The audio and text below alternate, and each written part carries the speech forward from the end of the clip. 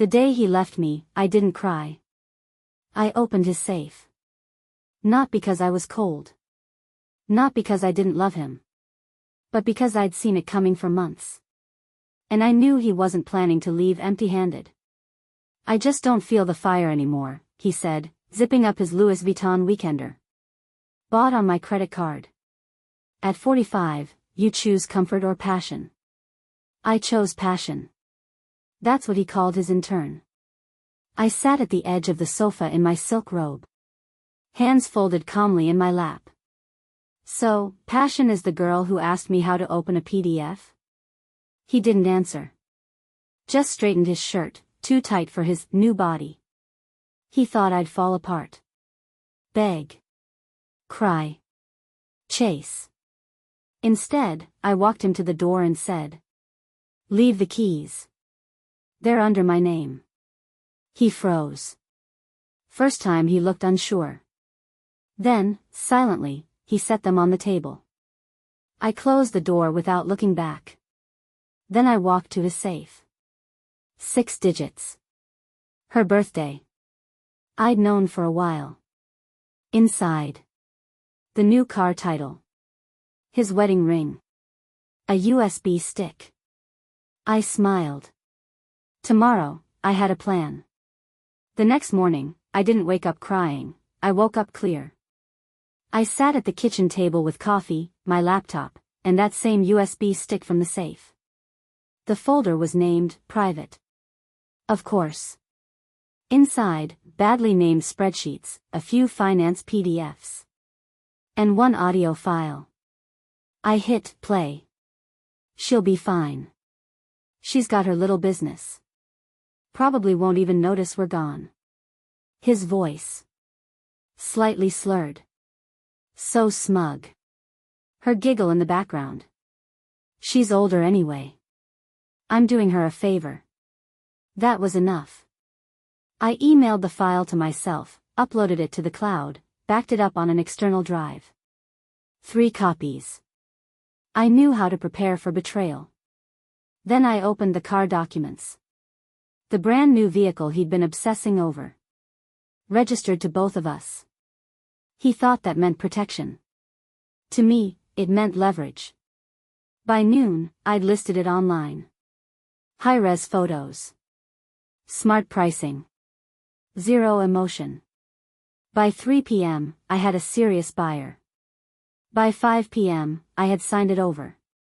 By dinner, there was $68,000 in my account. And a receipt marked sold. At 7:22 p.m., he texted. "I'll come get the car tomorrow." I replied. "It's gone." Typing bubble. Vanished. Reappeared. Gone. Then. What the hell does that mean? I sent a screenshot of the wire transfer. Then I muted the chat. Let him simmer. That was only day 1. He showed up the next morning like he always had, unannounced, entitled. "You've lost your mind," he barked from the doorway. "You had no right to sell that car without my permission." "Oh, but I did," I said calmly, sipping my coffee. "It was in my name too. 50-50, remember? I bought it. And I let you, while we were still married. Big mistake. For you." He began pacing the room like a caged animal. "I'll call the police." "Please do." I handed him a copy of the sale agreement. "I also have a recording of you on that USB, talking about how you planned all this behind my back. Think they'll be interested in why you left me with the joint mortgage and ran?" He didn't respond this time. What he didn't know was that I'd been tracking our finances for weeks. Every purchase made from our joint account, logged. Every hidden expense, uncovered. I had receipts, messages, statements, screenshots. The lawyer I'd hired a month ago was impressed. "You either prepared in advance, or you're Sherlock Holmes. I'm just a woman who got tired of playing dumb." And his real panic was just getting started. He came back 3 days later, this time with a lawyer. A man in a gray suit with a smug smile. "Mrs. Bennett, we're here to discuss the division of assets. Great. But I'm not Mrs. Bennett. That was his name. Legally you still. Legally I own this house. And this is private property. No warrant, no entry. They left. But the next morning, I received a letter. Demand for compensation due to unauthorized sale of marital property. I laughed. And forwarded it to my attorney. It's starting, I said. And it won't end well for them, she replied. I had receipts, emails, bank records, and even audio, all systematically organized. My lawyer prepared a countersuit, claim of financial misconduct, as he'd been spending joint funds on his girlfriend. She also filed a petition for abandonment, citing how he'd left me with the mortgage, insurance, and property taxes. While he was posing on Instagram with his new flame, who, by the way, captioned their beach photo, #NewChapter. I was building a timeline of every business trip he'd taken that matched hotel charges on our joint account. He thought he was playing the game. But he didn't even know I was already winning. He didn't expect the summons, especially not at the address where he and his new chapter were living. He didn't expect all joint accounts to be frozen, by court order. And he definitely didn't expect his sweet Melanie to stop laughing at his jokes after one conversation with her own legal counsel. It's temporary, babe, he texted her, a screenshot I later received from one of their former friends. I just need a little time to fix things. But time was exactly what he no longer had. In response to our countersuit, he was given 10 days to file a financial declaration. But when the court saw he'd been hiding bonuses, spending joint funds to rent apartments for his girlfriend, the judge issued a temporary injunction on all shared assets and property. His credit cards, frozen. His accounts, monitored. I didn't gloat. I worked. I handed my lawyer a dossier on everything he'd purchased in the last 2 years, most of it on credit. Watches. Fitness equipment. Lavish gifts. And most importantly, a car he'd bought for his girlfriend, titled in his brother's name. Sneaky. But traceable. Meanwhile, I got a message from Melanie. Yes. She messaged me. I didn't know what he did. He said you were just his roommate. I'm sorry. I didn't reply. But I did forward it to my attorney. On paper, another point in my favor. In spirit, a win I didn't need, but welcomed. He started calling. After weeks of silence and texts like, "You ruined everything," he suddenly got softer. "Can we talk? This has gone too far. Let's find a compromise." A compromise? After he tried to siphon money from the business we started together, but I built alone? After he left me with debts, taxes, and a credit card full of Chanel receipts, none of which were mine? No. We would not talk. His lawyer tried filing a motion to delay the hearing, citing, "My client is currently emotionally vulnerable and under great psychological stress." The judge responded, "Perhaps he should have thought of that before posting from Tulum." I had a good day. That evening, I bought a new car. Paid in full. In my name. Not out of revenge, though it felt nice, but out of principle. He walked away thinking I'd be left with nothing. But I was left with myself. Myself, who survived. Myself, who no longer trusts empty apologies. Myself, who learned to stop waiting where she's not valued. I parked the car in the driveway and took a photo. No caption. No posing. Just me. Centered. Steady. And fully in control. The court hearing began promptly at 9 a.m. He arrived looking worn out, in a suit that didn't quite fit like it used to. His face no longer shining with that smug confidence. His lawyer tried one last defense. My client made emotional choices. He wants to retain his share in the joint business. My attorney barely hid her grin. Your client referred to this business as her little shop, she said. and listed expenses from it as gifts on his financial disclosure. The judge looked over the receipts: branded bags, fine dining, jewelry. The business was incorporated under her name. Accounts were separate. Every dollar tracked. Your client wasn't a partner.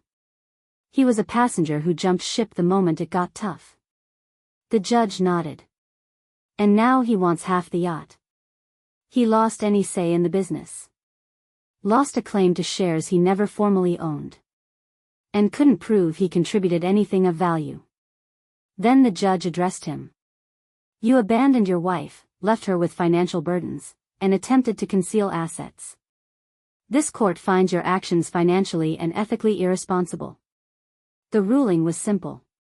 I kept the business. I was awarded compensation. He got consequences. As we walked out of court, he tried to speak. You turned this into a war. No, I said. You just didn't expect me to know how to fight. The next morning, I woke up, and for the first time in months, I didn't check my phone. Didn't scan for his name. Didn't rehearse what I should have said. The silence in the house no longer felt empty. It felt peaceful. I made coffee. Unrushed. Got dressed not to impress, but to feel good. And drove to my boutique, now fully mine. My team greeted me, smiling, steady, loyal. Some knew what I'd been through. Some had guessed. I told them one thing. We're not going to talk about him. We're going to grow. And they clapped. A week later, I was invited to speak at a women's business conference. The topic? How to protect your business when your marriage breaks down. I prepared. Calmly. Clearly. I didn't mention names. But they recognized the story. After the talk, young women approached me. With questions, with thanks, with stories of their own. One said, I watched you go through that. And I decided not to let it happen to me. And I realized I hadn't just taken back my life. I'd helped someone else take theirs. That night, I lay in bed. And for the first time, I didn't think about him. No what ifs. No regret. Just quiet. And it was beautiful. I saw him by accident. At the grocery store. Saturday. 11 a.m. I was looking for almond milk. He looked lost. He looked older. Not sick, not broken, just worn. That same blazer that used to scream power now hung on him like a thrift store find. Our eyes met. He said nothing. And so did I. No anger. No triumph. Just the quiet realization that we were done. I turned back to the shelf, grabbed my milk. He abandoned his basket and left. When I exited, I spotted him by the parking lot. He was standing next to a car that was old even before he left me. And in that moment, I understood. He thought he was leaving me behind. But really, he left himself. I sat in my car. Pressed the start button. And drove forward. Not because I was escaping. But because there was nothing worth looking back at. 1 year later. I stand in a new space. Third boutique. Bright walls. Mirrors. Warm wood. On the window, my last name. For the first time. I'm no longer someone's. I'm mine. Customers come in smiling. My employees, strong, sharp women, each with a story.